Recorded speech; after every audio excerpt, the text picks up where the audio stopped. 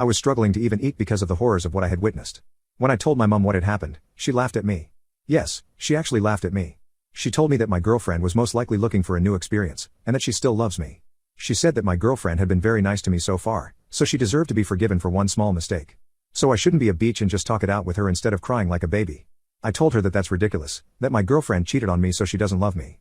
Once again, my mother told me that I needed to just get back with her. She insisted that this was the woman I was going to marry. When I repeatedly told her that I wasn't going to stay in a relationship with a cheater, she gave me an ultimatum. If you don't go back to her and apologize for not picking up her calls, I will tell your father to stop paying your college tuition. At the time, my dad was away on a business trip. But this incident made me realize that my own mother was my enemy. She wanted what was the worst for me. I made the bold decision of cutting her and my ex-girlfriend completely from my life. In the process, I also had to cut all contact with my dad because I really didn't want my mom to be in my life anymore. I discarded my number and deleted all social media.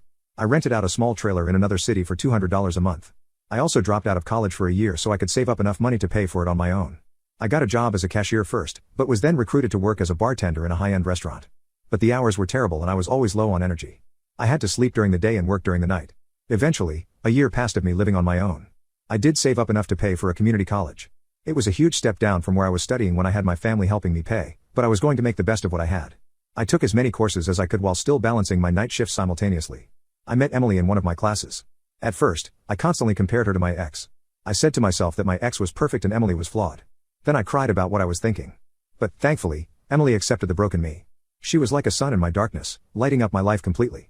She helped me get over my trauma and ex by helping me pay for therapy. Thanks to her, I was also able to get a scholarship and quit that awful night job that was taking a massive toll on my body. We both graduated together and got jobs that paid decent enough for us to move in an apartment together. I proposed to her on our 4th year anniversary, and she said yes. We had a small marriage, with no big ceremony. In fact, her parents and one of my friends were the only guests present, and we just signed a few papers. But it was still the happiest day of my life. It felt like I had finally achieved something despite almost being screwed over. Now, and I still can't believe I am calling her this, my wife is expecting a baby in around 4 months. Our lives have stabilized and we are both ready to take the next step, raising our own child. By this point, it had been years since I had even thought of my family. So naturally I was dumbstruck when out of nowhere, my mother texted me. Somewhere along the line, I had created a new Facebook account so I could post pictures of me, Emily, and our future baby. But I never thought that my hypocrite mother would find it and use it to contact me. I was expecting her to yell at me, demanding me to come home. But it was the opposite. She was apologizing to me, begging me to forgive her. She admitted that she was wrong, and that she didn't realize how much I was hurting. I won't lie, I was curious as to how a person could change this much, so I asked her straight up what had happened. She confessed that my dad had been cheating on her for over a year. She finally felt the pain that I had to go through and realized that she wanted nothing to do with the person who had hurt her, even if it was her husband.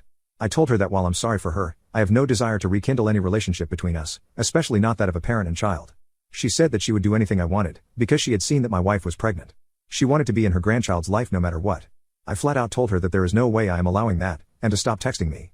I have moved on from her and have no need for her artificial care.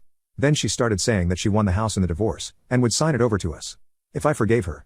She also said that she has some retirement money saved up, and was going to send it to me as soon as I gave her my contact information. Since I read that, I have just closed my phone and been in deep thought. I don't know how to tell my wife about this. I seriously have no intentions of entertaining my mother's request, but I have also never seen her this desperate.